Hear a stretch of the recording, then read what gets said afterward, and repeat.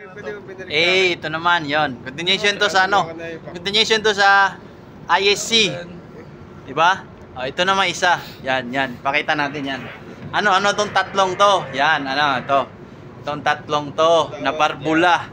Yay! Explain natin. Tatanungin natin yung mga kadete. Ano yung tatlong barbula na tinuturo ko kanina? Ano yon? Isolation barbula. Uy, ayos ikaw. Pwede na! Agree ka doon? Ay, payag ako dun. Payag ka doon. Lapit ka muna konti. Yan. Baba ka, hindi ka makita yung mukha mo eh. Yun, hindi nyo pakita yung mga magandang mukha nyo. Yun, isolation valve daw yun. So, tama naman. So, ngayon, tatanungin naman natin, ano ang isolation valve, tsaka what is its purpose? Yun! Hey! O, sige. Sabay na lang kayong dalawa, pagtutulungan na nilang para makuha natin yung pinaka-the best answer. Okay, ikaw mauna kasi, Okay. From the word itself. Wow, word itself ulit. So, isolate. Para ma-isolate mo yung tubig. Pag in case na may fire, tapos mag-aapula kayo ng fire. So, kumbaga isolated yung tubig, mas maraming tubig yung mapupunta, mas malakas yung pressure. Yun, In designated area. Yan, may tatlo siyang barbula. May tatlong barbula. Bali ito, yung paakyat, papuntang akomodasyon. Okay, yung isang barbula, yung nandito sa starboard. pakita mo, tangin na may ano ka eh. Yan. Yan. Dito. Yan. Pang-isolate sa deck.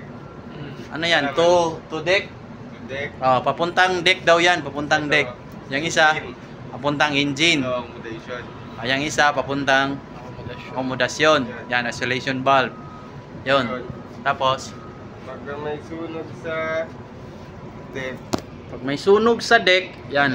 sa akomodasyon. Yan. Tapos, bukas lang sa makina. Tapos, buksan mo lang sa deck. Yun. Pag may sunog daw sa deck na parating daw kayo, parating daw. Ikaw, kasang-ayon ka ba doon? Dagdagan mo siyempre, magdagdagan mo. Bagong rules ng Yung bagong rules, makinig ka, galing BB, may tatlong BB kaming nandito. Sige, dito harap. Yun, if ever na kunwari may sunog dito, wag naman sa deck na ang bubuksan natin barbula, depende kung anong gagamitin natin kasi may dalawang pump na ginagamit dito sa hydrant. Yun, ano yun? Fire and GS pump sa makina. Fire and GS. Tapos yung Ano yung GS? GS General Service. Yun, tama. Alam mo na ano yung GS ha.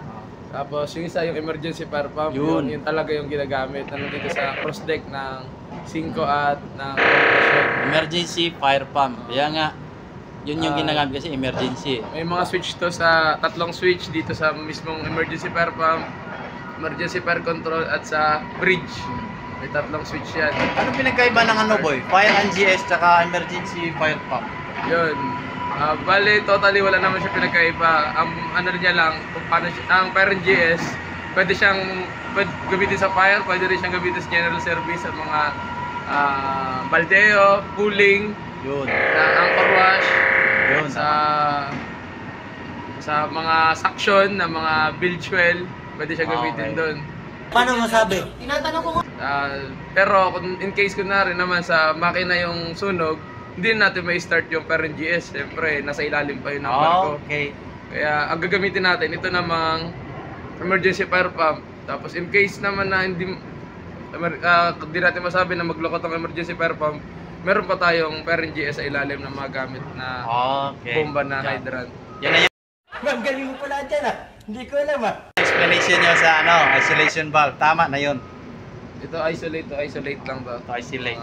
Para ma-focus yung pressure ng tubig kung saan man merong kung saan yung designated area na may sunog. Yun. Yun, di ba? Ang purpose ng isolation valve. Yeah. Contented na kayo dun? Contented na kayo dun, boy? Yeah, ilagay ko muna. Contented. So, contented na kayo doon. Okay na yung mga sagot nyo doon. Oh, sige. May dadagdag ako. Di ba? Dagdagan natin ng konti. Tama naman yun. Pero as per review ng mga seniors natin na tinuturo din sa opisina, sa bay kapitan, ganito yung review. Dagdagan din lang to. So pag may sunog sa deck, ano sabi nyo kanina? Pag may sunog sa deck, ipo-focus yung isolation valve sa deck. Which is tama. Pero ang na-revive ngayon is, as per advice lang, i-close nyo yung deck, i-open nyo yung akomodasyon. Kasi doon kayo tutusok ng fire hydrant sa akomodasyon. Kasi pag may sunog sa deck, hindi naman kayo makakatusok sa deck na hydrant eh. Di ba? Kasi may sunog nga eh. So, i-close na yung deck, open yung accommodation deck. Diba? Yun yung dagdag. Pag may sunog sa deck, i-close yung barbula sa deck, i-open yung isolation valve sa accommodation. Tapos, kasi doon kayo tutusok ng hydrant sa... kasi hindi nga kayo makatusok doon kasi may sunog nga. Matutusta muna kayo doon bago kayo makatusok na hydrant doon. Tama. Tama.